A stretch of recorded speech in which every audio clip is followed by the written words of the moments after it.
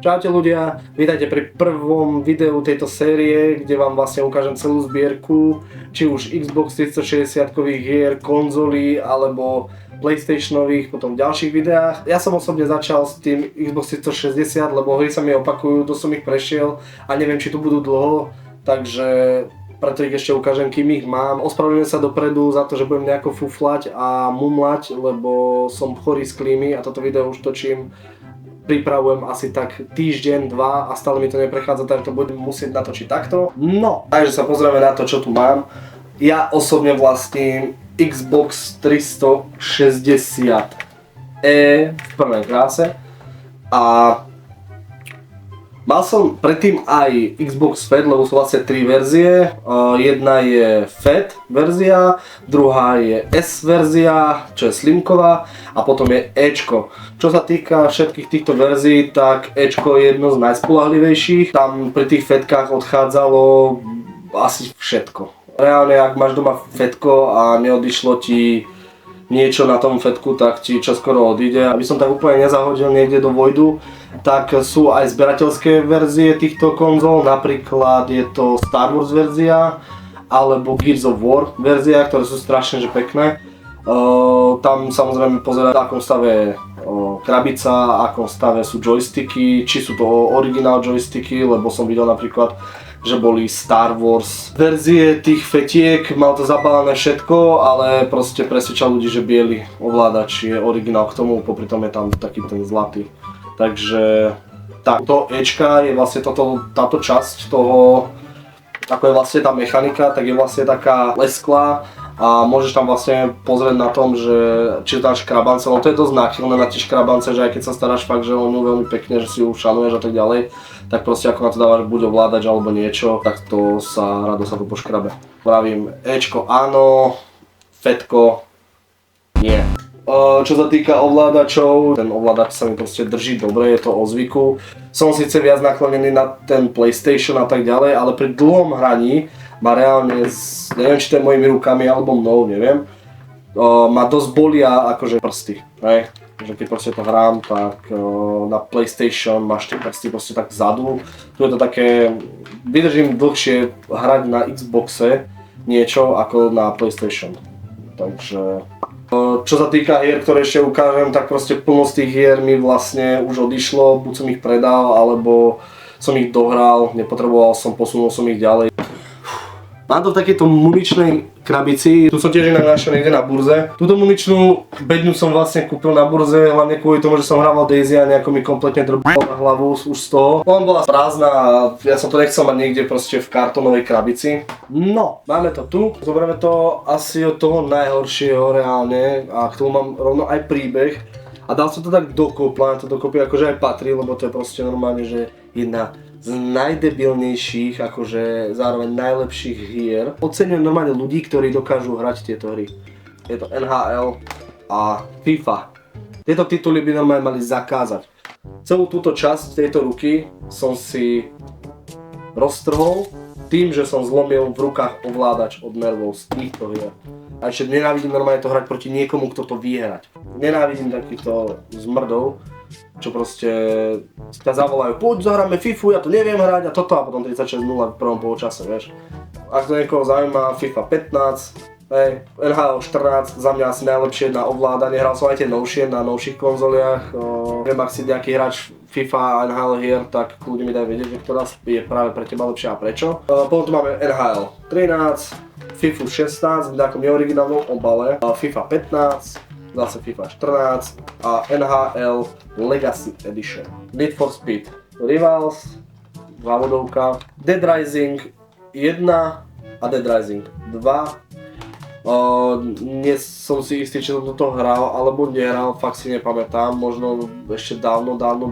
Ďalej tu máme Gears of War 2 a 3. Tam vlastne vychádzali tie limitky tej Xbox 360-ky, taká červená, veľmi pekná, ja som inak zháňal, ale akože 400 € za konzolu sa mi zrovna nechce dávať, hlavne na to, že to budeme iba v poličke, že fakt to je taká len zberateľská, neviem. Dishonored, tomu neviem prečo som sa k tomu nedostal, možno si to zapnem. Alan Wake, vždy keď padne nejaké sichravé počasie alebo niečo, tak si proste túto hru dám, takisto ako Resident Evil a tak ďalej. A celkovo hrávam hororovky, keď proste ešte vonku aj na hovno počasie, tak ja som proste ten typ človeka, čo si proste dá čo depresívnejšie filmy a hry.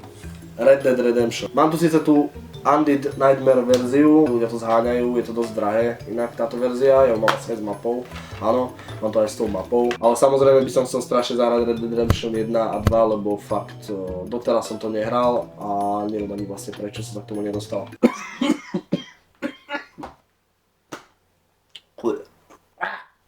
Môžem sa ísť napiť, to nejde. Nie je moc v pohode. Mám v rukách práve ďalšiu hru, ktorá je proste úplne že super a to sú Spiacie psy. Hej, Sleeping Dogs, super hra. V tejto hre sa mi najviac páčil asi ten celkový gameplay tej hry, že vlastne to nebolo celkovo o prestrelkách, hrali tam za nejakého agenta alebo policajta, ktorý sa vlastne snaží infiltrovať do týchto gangov a rozlúčiť proste rôzne veci. Príbehovo je to úplne že super. Combat tam proste není, sa mi to páčilo ako ten parkourový systém a celkovo proste tie fighty v tej hre sú úplne že super. Sleeping Dogs úplne že super hra. Ďalšie čo tu je Just Cause 1 a 2. Je to proste za mňa jedna z dobrých hier. Mám na nej veľmi dobré spomienky, hlavne z detstva, lebo som ju hrával ešte na PlayStation 2 u kamaráta. Najviac čo sa mi proste páči, ja som strašný fanúšik hier, kde sa proste odohráva niečo v nejakých ostrovoch, na štýl Far Cry a tak ďalej. Jedna z vecí v tejto hre bola hlavne to glidenie, že ste sa vlastne grabli na také auto, lietadlo a tak ďalej a potom ste vlastne tým padákom glidili a všetko rozbíjali. Keď vás naháňali, tak z gulometu ste strieľali a tak ďalej a samozrejme ešte tá atmosféra toho ostrova alebo proste toho okolia. Ja proste si ulietam na týchto veciach, presne vravím ako aj tu mám v tejto zbierke, tak je Far Cry, Tomb Raider, Indiana Jones nový, hej, a proste také tie puzzle, mysticko, hľadacie. Týchto hier, keď majú príbeh, tak sú proste super. Také skôr hry, ktoré ma veľmi zaujímajú, takže si ich prebehneme len tak rýchlejšie, tak to je Destiny, Prince of Persia, ja neviem, proste ten art a celé ten gameplay mi príde, že sa točí iba v jednej miestnosti. Príde mi to všetko také jednoliaté a proste nezaujímavé. Rage, ten som nehral, Burnout Paradise, závodná hra, LA Noire, je to vlastne taká mafia. Príbehovo proste za mňa v pohode, je to proste hra od Rockstar Games, takže kľudne tiež akože odporúčam. Ďalšia vec, ktorú som si nehral na Xboxe, ale hral som to na počítači, je The Evil Within. Jedna z mojich srdcoviek z detstva, ale hral som ju na kompe, tak máme dokonca dvakrát a to je Prototype. To ničenie toho mesta a to všetko, čo sa tam deje, sa tam môžete prevteľovať do policajtov, skákať na vrtuľníky, zničiť kompletne vrtuľník a celé mesto, boli tam super akého schopnosti toho týpka. Prototype, veľmi super. Ďalšia hra, Borderlands, nehral som, v zbierke to mám. Tu vzadu mám, u vás vpredu, u mňa vzadu, nie? Mám tu takú klopku hier, ktoré proste ja nejakým spôsobom mám rád na kompe, ale nemám to rád proste na joysticku. Nebaví ma strašne aimiť, radšej to mám na myške a zahrať si to onemu. Príbehom sú fajn, ale jedná sa vlastne o hry Battlefield 3, Call of Duty Modern Warfare 3, Call of Duty Advanced Warfare, Call of Duty Ghost, Rainbow Six 3, Sniper 2, Alpha Protocol, Dead Island Riptide špeciálna edícia, obidve. Ani jednu som nehral som vôbec Dead Island. Mám rád zombie tematiku, ale tieto hry ma nejako obišli, možno som vtedy hral úplne niečo iné v tej dobe, alebo to nejako išlo mimo mňa. Potom tu máme Crysis 2, tu mám dvakrát, spoločne s Crysis 3. Hral som to veľmi dávno, takže by som to asi odstupom času možno, neviem, počul som také, no, že ľudia toho dosť chvália. Mass Effect 1 a Mass Effect 2, ani jednu z týchto hier som nehral, neviem, obišlo ma to zas tieto dve hry. Vraciame sa späť, chcel som vymeniť baterku vo foťáku. Skončil som tu, ale vyťahol som rovno tieto hry, lebo k tomu sa vyjadrím, že vlastne ako som sa vlastne dostal k Xboxu 360, alebo prečo som ho chcel ako dieťa. Ovládam svojím telom hry. Ja neviem, ako ste to mali vy ľudia, ale ty kokos, to bolo niečo, čo môj mozog nedával. Hej, teraz máme VR, všetko ovládame už pomaly pohybom a tak ďalej, ale vtedy, ty kokos, to bolo niečo proste... Čo? Jednu z najúžasnejších vecí, čo vlastne ponúkala táto konzola, tak bol Kinect. Kinect bola nejaká vec, čo proste ako dieťa som nechápal. Kamarát už mal 360 doma, hej, on mal proste PlayStation 1, 2, ktorú mi potom požičiaval, keď napríklad išli na dovolenku. Jedného dňa mi kamarát zazvonil a vtedy sme ešte nemali dáko mobily, alebo sme mali kredit, alebo niečo, mobily som mal, ale nemali sme asi kredit, alebo proste nejaký paušál, alebo niečo. Tak mi prišiel zazvoniť, že kámo, poď ku mne, obleď sa, poď ku mne proste, že mám Kinect. Ja som vôbec nevedel, že čo to je. Kamarát mi to proste ukazoval úplne, že kámo, pozeraj na tú telku a teraz pozri na mňa. Zodvinem ruku, neviem čo, a pôjdem sa tak, a to sa proste premietalo do tej telky a vravím, ty kokos, že wow, že to čo to je. Samozrejme to nebolo až tak dobre vychytané, hej, na tie body a tak ďalej, lebo čím viac si sa blbol pred tým Kinectom v tom Just Dance, tým viac bodov si mal. Hneď po prvej minúte ma to prestalo baviť ten Just Dance, on potom, že kámo, na to mám ešte ďalšiu hru, tá ťa bude baviť ešte viac. Tak sme to prepli na jednu hru a to bol Kinect Advance a potom sme tam hrali ešte aj hru, ktorú mám aj tu, je Kinect Sports. Je to zábavné, zároveň si tam máš tam futbal, ping-pong, volejbal, bowling a tak ďalej. Takže to je úplne super. V tom Advance tam boli sa mi zdá také odrážačky, že ti na teba leteli lopty, nakláňačky na rafte a tak ďalej, ale to sme tiež hrali. Na tú dobu boli tie hry proste, že brutálne. Fitness Evolution, neviem či niečo podobné vydával oficiálne aj Nike. Potom tam je Disneyland, ten som nehral, ale mám. A Kinect Star Wars. Deus Ex, ďalšia hra. Watch Dogs, na to si tiež pamätám, veľmi dobrá hra, odporúčam. Hitmana, BioShock 2, potom tu mám dvakrát Forza, klasika, poznáme Forzu, Medal of Honor, Limited Edition, Shadowrun, nehral som, Titanfall, neviem, proste shit hra, nebavilo ma to vôbec. Takisto ako ma nejako neoslovil ani Brink. Po asi 20 minútach som to vypol. Čo ma ale bavilo, celá séria a všetko, tak je zase hra od Rockstar Games. Je to Max Payne 3. Super príbeh, super hra, ale je to dosť akože také smutné. Nie je to zrovna taká hra, ktorú by si zahral ako napríklad Crasha alebo niečo také veselé, no, chápeš. GTA 5. Tiež veľa hodín na tom dodanatý či singleplayeri, či multiplayeri a vlastne prvýkrát, čo som hral GTA 5, tak som vlastne hral na Xboxe 360. Za čo som dal úplne veľký prepal peňazí a vôbec neviem, že prečo som to urobil, tak je to vlastne NCIS. Tú hru som ani nezahral reálne. Kúpil som hlavne kvôli tomu, že keď som chodil zo školy, tak vždy, keď som prišiel domov, tak v telke, keď som zapol telku po škole, tak išiel NCIS a potom ešte Simpsonovci.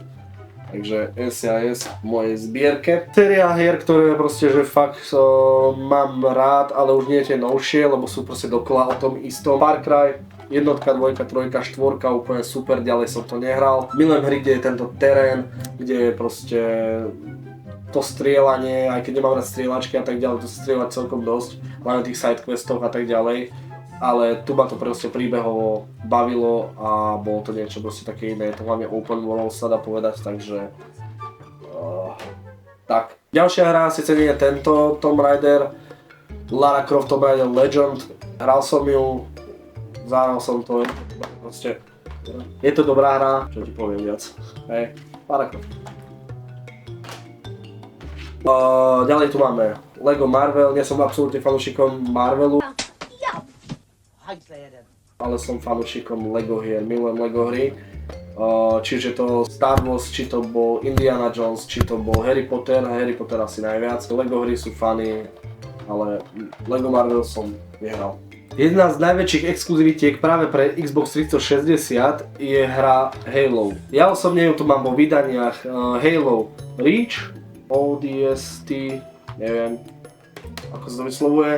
Halo 3, klasická, a potom Halo 4. Táto séria hier je proste super, ak si to nehral, tak proste je to najväčšia exkluzivitka asi, alebo bol to taký najväčší ťahún Xbox 360 a na 100% ju odporúčam si zahrať.